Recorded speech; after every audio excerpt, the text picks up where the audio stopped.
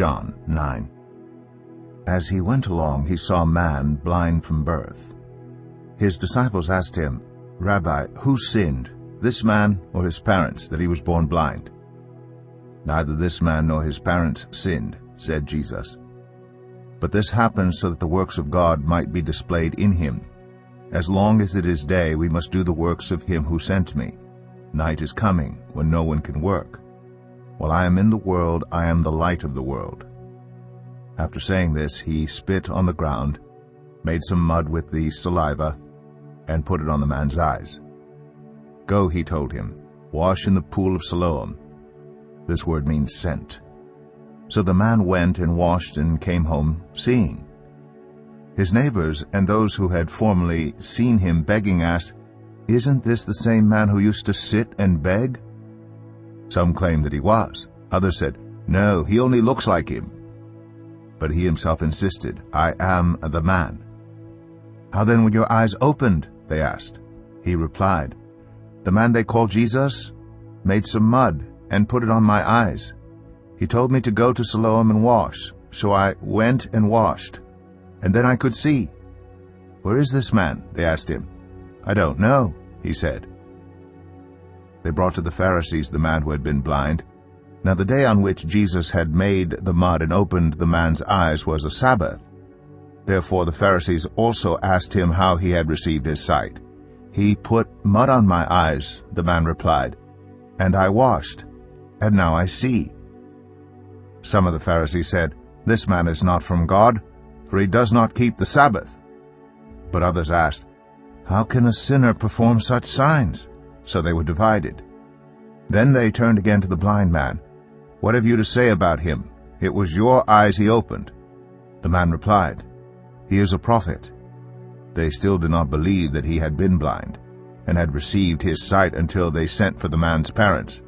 "Is this your son?" they asked. "Is this the one you say was born blind? How is it that now he can see?" "We know he is our son," the parents answered, "and we know he was born blind. But how he can see now, or who opened his eyes, we don't know. Ask him. He is of age. He will speak for himself."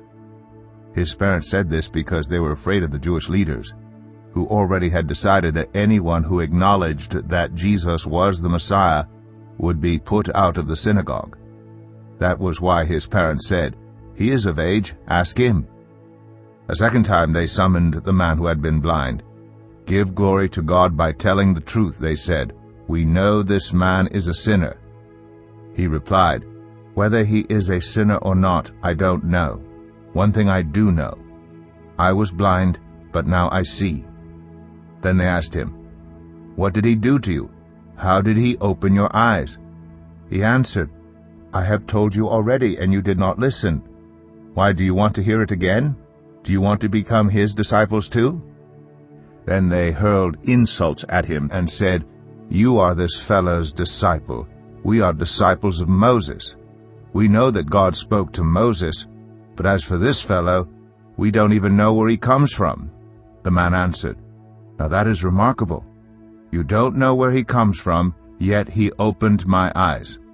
We know that God does not listen to sinners.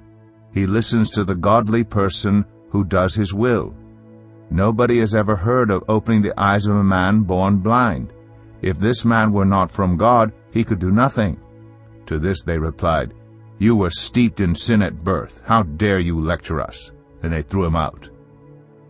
Jesus heard that they had thrown him out, and when he found him, he said, "Do you believe in the Son of Man?" "Who is he, sir?" the man asked. "Tell me, so that I may believe in him." Jesus said, "You have now seen him. In fact, he is the one speaking with you." Then the man said, "Lord, I believe." And he worshipped him. Jesus said, "For judgment I have come into this world, so that the blind will see, and those who see will become blind." Some Pharisees who were with him heard him say this and asked, "What, are we blind too?"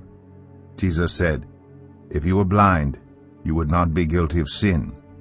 But now that you claim you can see, your guilt remains."